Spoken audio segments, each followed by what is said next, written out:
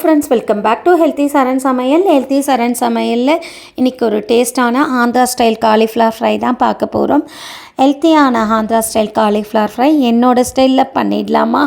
அதுக்கு முதல்ல ஒரு 400 கிராம் கட் பண்ண காலிஃப்ளவரை சுடு தண்ணியில் ஒரு சிட்டிக்கை மஞ்சத்தூள், அரை கல் உப்பு சேர்த்து 10 நிமிஷம் அப்படியே விட்டுட்டு தனியாக எடுத்து வச்சுக்கோங்க. ஈவினிங்கில் கொஞ்சம் நேரம் வெயிட்டீஸில் வச்சிடலாம்.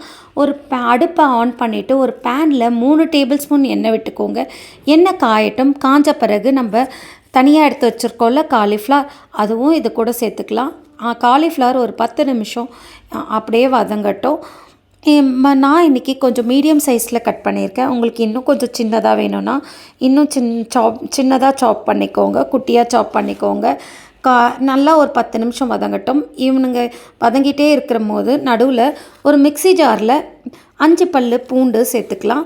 5 பல் ஒரு டேபிள் ஸ்பூன் மிளகாத்தூள் சேர்த்துருக்கேன்.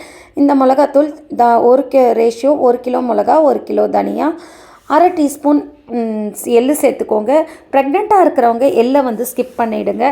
அதுக்கு பதில் தேங்காய் சேர்த்துக்கோங்க. அரை டீஸ்பூன் சீரகம் சேர்த்துக்கலாம். அரை டீஸ்பூன் சீரகம் சேர்த்த பிறகு தனியா அரை டீஸ்பூன் சேர்த்துக்கோங்க. இவனுங்க எல்லாத்தையும் ஒரு சூப்பரான அருமையாக இந்த மாதிரி நல்லா அரைச்சிக்கோங்க. இந்த ரெசிபிக்கு, காலிஃப்ளவர் ரெசிபிக்கு இவன் தான் ஹீரோ. இந்த அரைச்சி வச்சிருக்கோல்ல, அவன் தான் இதோடைய ஹீரோ. இப்போ இவன் அப்படியே இருக்கட்டும். இப்போ நம்ம காலிஃப்ளவரை தனியாக எடுத்து வச்சுக்கலாம். எண்ணெயில் வதங்கின காலிஃப்ளவரை தனியாக ஒரு பிளேட்டில் மாற்றிக்கலாம். அதே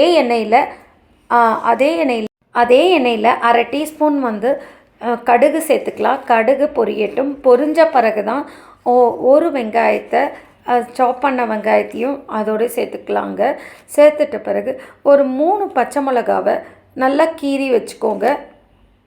வெங்காயம் வதங்கின பிறகு 3 பச்சை மிளகாவையும் இதோடய சேர்த்துக்கோங்க. பச்சை மிளகா வதங்கட்டும். நம்ம காலிஃப்ளவரை சுடு தண்ணியில் மஞ்சத்தூள் உப்பு எதுக்கு போடுறோன்னா, அதில் சப்போஸ் பூச்சி ஏதாவது இருந்தால் கூட தனியாக அதில் அந்த உப்பில் வந்துடுங்க. உப்பு போட்டோடனே வெளியில் வந்துடுங்க.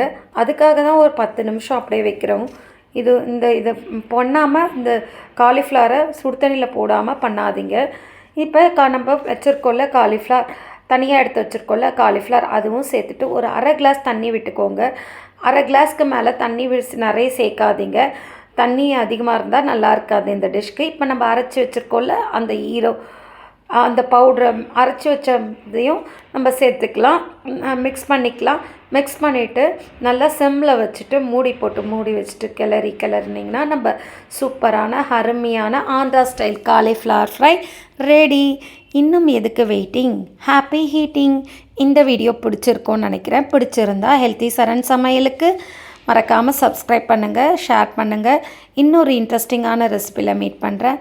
Tata, bye bye from Saranya. Thank you for watching.